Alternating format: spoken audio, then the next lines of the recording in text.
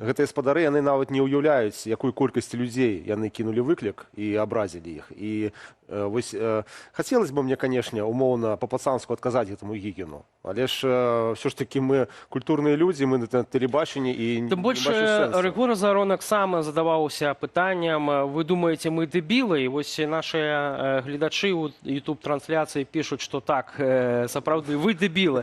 Сам хацеў пра гэта сказаць, але давайте так, ось Мікола Статкевіч разам з тым назваў словы прапагандыстаў праявамі этнацыду.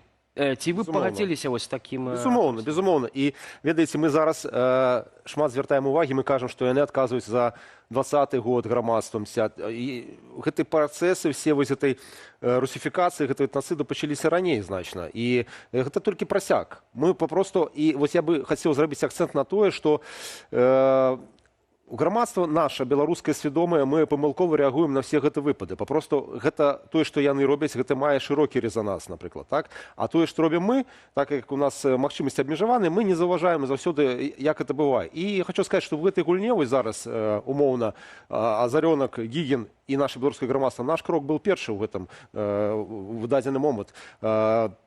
Юрась Мелішкевіч, намеснік, выконуючы абавязкі старшыні партыі БНФ, заініцыяваў петыцыю з мэтай усталёўкі чырвонава-белага сцяга на Грынвальдскім полі. Гэта было больш за месяц таму зроблена. Гэта першы крок наш быў зроблены. Вось закрыццё зараз гэтых крамаў, адмена фестываля, гэта адказ улады рэпрэсіўны на нашы дзеянні. І вось гэта вельмі важна, каб грамадства зразумела. Разумееце? Так, зрэшты, хацеў бы сказаць вось пра ўсталяванне чырвона-белага сцягу на Грунвальдскім полі. На жаль, вось кіраўніцтва музею адказала, што пакуль гэта немагчыма зрабіць з умоў на асобны такі ахоўны статус.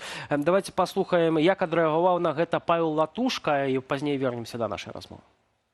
Жаль, так хутка вырашыць гэтае пытанне не атрымалася, але я думаю, што мы зараз павінны яшчэ раз звярнуцца ўжо ў адрес ваеводскага кансерватара. Калі будзе такая магчымасць, я гатовы з ім сустрэцца, каб абгрунтаваць неабходнасць рэалізацыі гэтай ініцыятывы беларускага грамадства. Я думаю, што і нашы гісторыкі могуць тут сумесна дапамагчы ў дадатковым абгрунтаванні. Спадзяюся, што гэта не выкліча нейкага негатыўнага ці адмоўнага стаўлення ваеводскага кансерватара. Я згадваю, што калі яшчэ працаваў паслом Беларусі ў Польшы, да 600-годдзя бітвы пад Грунвальдам падпісваў разам з віцэ-прэм'ерам Польшы Анджэем Леперам дэкларацыю аб тым, што гэта з'яўляецца нашай сумеснай гісторыка-культурнай спадчынай Грунвальдская бітва. А яшчэ ў 2010 годзе ўжо як міністр культуры выдаткоўваў сродкі для нашых рэканструктараў, якія выязджалі ў падляшскае ваеводства, дзе адбывалася рэканструкцыя збора харугваў Великага княства Літоўскага, якія пазней накіроўваліся на Грунвальдскае поле.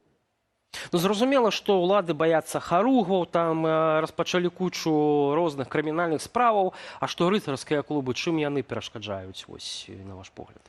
Ну, так з гэтага ўсё і пачынаецца. Напрыклад, у суседняй Літве у іх шлях да іх незалежнасці ў часы Савецкага Саюза пачаўся з таго, што быў адрэстаўраваны Тракайскі замак. Гэта таксама парадокс. На грошы камуністаў літоўцы адбудавалі Тракайскі замак. І цудоўна гэта зрабілі. Так, ездзяць людзі на экскурсіі, рыцарскія рухі, рэканструкцыя. І вось з'явілася пакаленне, якое адчула сваю гісторыю, і яны здабылі гэту незалежнасць. У нас працэсы ідуць такім самым чынам.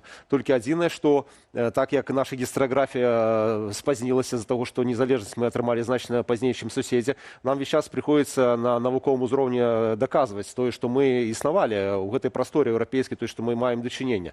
І таму ў Беларусе з аднаго боку Лукашенко выбудоўваў замкі і выбудоўвае іх, рэстаўруе, выдзяляе на гэтыя грошы, аднак ён выбудоўвае нейкую безлікую Беларусь, якая мае Великае княства Літоўскае, але ж умоўна без беларускай мовы, беларускую гісторыю, але ж без нацыянальнага напаўнення. Разумееце, нейкая аднабокая такая гісторыя. Таму у Беларусі то, што тычыцца рыцарскага руху, я даўно ўжо казаў, што ён падпадзе пад рэпрэсіі, а чаму ён не мае магчымасці выказацца рыцарскі рух? Таму што вялікая колькасць рыцарскіх клубаў знаходзіцца ў дзяржаўных памяшканнях, у розных домах культуры, домаў там юного тэхніка, і папросту яны баяцца згубіць памяшканне і ўсё. Але ж мы бачым, гэты страх ні да чого не прывёл. Он прывёл да таго, што папросту адмяняецца фестываля. Ну так. Спадар Сяржук, прыйшлі вы сёння вось з кнігай Караткевіча і з яшчэ адной кнігай. як бы я так разумею, што калі кажам пра знішчэнне нацыянальна-беларускага, то перадусім гэта датычыць лукашэнкаўскіх уладаў, бо сам Гігін, напрыклад, прызнаўся, што это ён дамогся забароны Романа Караткевіча пад значится, и тут у вас земля под белыми крылами. Так, Владимира Короткевича «Земля под белыми крылами» в выдании 1977 года при Советском Союзе. Это было, я не ведаю, ці бачна, ці не, але ж хочу показать вокладку у книжки 1977 года «Погоня и батальные сцены з Аршанской битвы 1514 года». То при Советском Союзе, при коммунистах Владимир Короткевич меў магчымасць друкаваць і паказваць беларусам іх гісторыю. У тым ліку «Каласы па цярпом тваім». Конечно. А што тычыцца Гігіна, вы ж ведаеце, гэта ж спадар вельмі небяспечны, гэта ж вораг Беларусі. І ён, наколькі, калі я не памыляюся, раней быў, ці можа зараз, ён быў кіраўніком Нацыянальнага архіва Рэспублікі Беларусь. І Нацыянальную бібліятэку зараз. Так, так там на тэрыторыі бібліятэкі же архіў, я там працаваў гэтых архівах. Гэта ж не вельмі небяспечныя людзі. І нашы гісторыкі, якія ў Беларусі, яны мусяць іх браць на кантроль. Умоўна кажучы, нашы гісторыкі, архівісты беларускія зараз ужо ў Беларусі мусяць працаваць над тым, каб захаваць нашу нацыянальную спадчыну. Таму што яны пачалі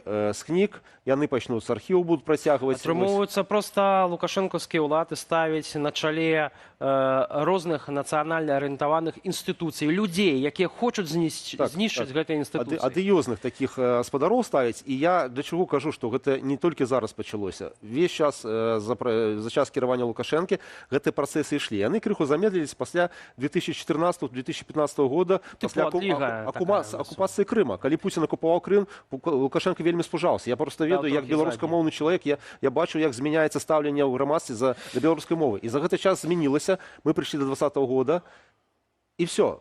Зараз ідзе умоўна контррэфармацыя і будзе вынішчэнне всего нацыянальнага.